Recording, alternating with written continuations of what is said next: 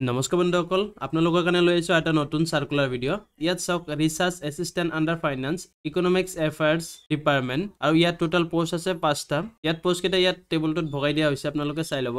আৰু ইয়াত তলৰ পিনে চাওক দিয়া হৈছে পে স্কেলটো হ'ব 22000 পৰা 97000 টকা লৈকে আৰু গ্ৰেড পে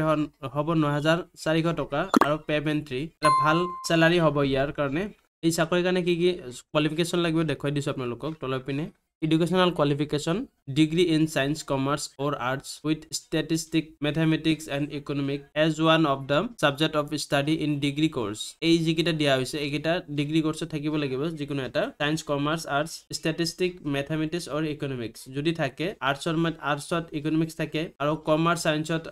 স্ট্যাটিস্টিক্স ম্যাথমেটিক্স থাকে যদি এই তিনিটা সাবজেক্ট আছে তেনেহলে আপোনালোকে আবেদন কৰিব পাৰিব ইয়াৰ কাৰণে বয়সটো দিয়া হৈছে চাওক 21 বছৰৰ পৰা 38 বছৰলৈকে আৰু এই তাৰিখটো ধৰা হ'ব 1/1/2024 তাৰিখত আৰু এজ ৰিলেক্সেশ্যন আছে ইয়াত আপোনালোকে দেখা পাইছে 5 ইয়াৰ্ছ কৈ বেছিকৈ পাব এছসি এছটি ক্যান্ডিডেটে আৰু ওবিসি ক্যান্ডিডেট 3 ইয়াৰ্ছ বেছিকৈ পাব আৰু বয়সটো আপোনালোকে মেট্ৰিকৰ এডমিট কাৰ্ড নাইবা 12ৰ এডমিট কাৰ্ড পাছ সাৰ্টিফিকেট মাৰ্কশিট আদি আৰু আদাৰ্স যিমানবোৰ ডকুমেন্টছ থাকে এইবোৰ আপোনালোকে দিব লাগিব যদি আপোনালোকে ফিজিক্যাল হ্যান্ডিক্যাপ হয় তেনেহলে ফিজিক্যাল হ্যান্ডিক্যাপৰ যিটো ডকুমেন্ট আছে এটো আপোনালোকে আপলোড কৰিব লাগিব এনেকৈ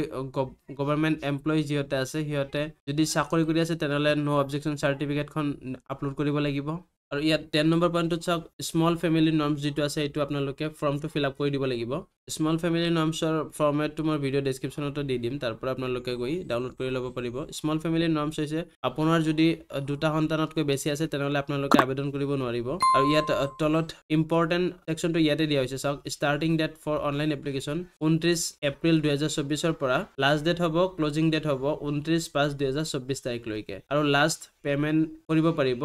31/5/2024 তাৰিখ লৈকে আৰু এপ্লিকেশন ফিস কিনি ইয়াত দিয়া হৈছে আপোনালোকে চাই ল'ব জেনাৰেলৰ কাৰণে এইখিনি 297.20 এছসি এছটি ওবিসি এমওবিসি কাৰণে 197.20 পিপিএল আৰু পিডব্লিউবিডি কাৰণে 47.20 টকা লাগিব আৰু এপ্লাই কৰাৰ কাৰণে এই যেটো লিংক আছে এটো মোৰ ভিডিও ডেসক্ৰিপচনত দিয়া থাকিব তাৰ পৰা প্ৰথমে আপোনালোকে ৰেজিষ্টাৰ কৰি ল'ব ৰেজিষ্ট্ৰেচন কৰাৰ সময়ত আপোনালোকৰ যিমানখিনি ডকুমেন্টছ আছে শুদ্ধকে দিব কোৱালিফিকেশন যিমান লৈকে আছে হাইস্ট কোৱালিফিকেশন কিনি আপোনালোকে এড কৰি ল'ব ডকুমেন্ট আছে এইখিনি সাইজটো ইয়াত দিয়া হৈছে আপোনালোকে ফটোটো